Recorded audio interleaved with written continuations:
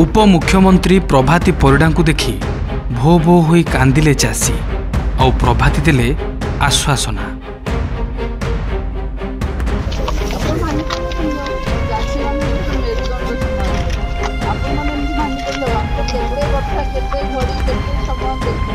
आउ कहिले चिंता करनी, सरकार सबुबेले चाषी साथी रे अछंती।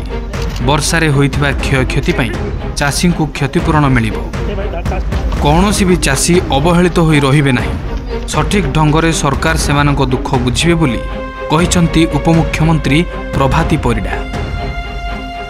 कलेक्टर भी साथी रे अछंती, अन्य समस्त अधिकारी माने अछंती।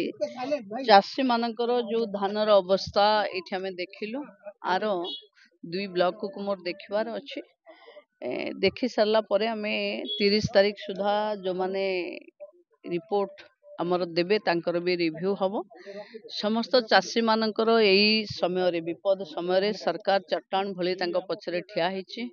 मु चाषी बंधु मानको अनुरोध करूछि, निजे न भांगी पड़ी पुणी उजुड़ी जाइथिबा चाष बा फसल को केमती सरकार जते साहाय्य सहयोग ता देहरे दबो, ताकू केमती आमे सठिक भावे चाषी पाखे पहुंचेबा से व्यवस्था रे लागिबा कथा।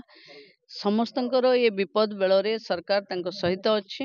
चाषी मानकर जो फसल नष्ट होइछि तार भरपाई राज्य सरकार भल ढंगरे करिवो एवं कोनोसी चाषी अवहेलित भावे रहिबे नाही।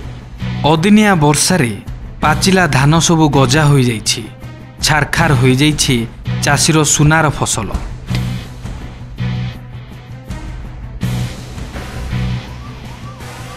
भद्रक जिला धामनगर ब्लॉक भगवानपुर पंचायत अधीन रे थिबा जयकृष्णपुर गस्तरे जाइथिले उपमुख्यमंत्री।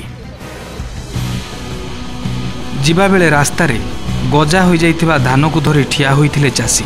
तेणु प्रभाती सांगे सांगे अटकी जाइथिले।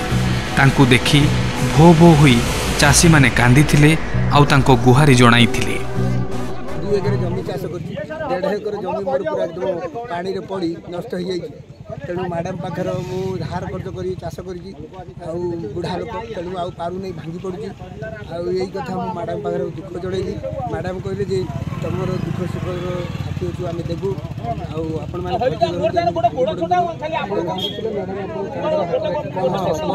तमे धैर्य धर, तमे एमती हो ना। तेणु कर सरकार तम पछर अछि, साथी अछि, बहुत सहायता करा। उपमुख्यमंत्री चाषी कांधरे हाथ पकाई आश्वासना देवा सहित सरकार सबुबेले सबु समय रे चाषी पई सजाग अछंती बोली कहिसंती। चाषी को क्षतिपूरण दिया जिवो।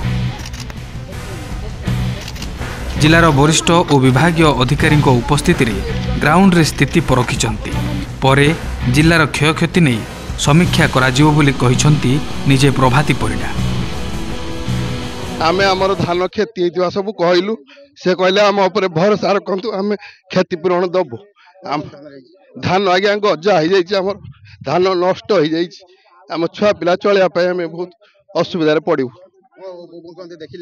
देखिले कहले आमको देवे बोल क्षतिपूरण साहाय्य देवे बोल आम धान आज्ञा नष्ट हो जाइए।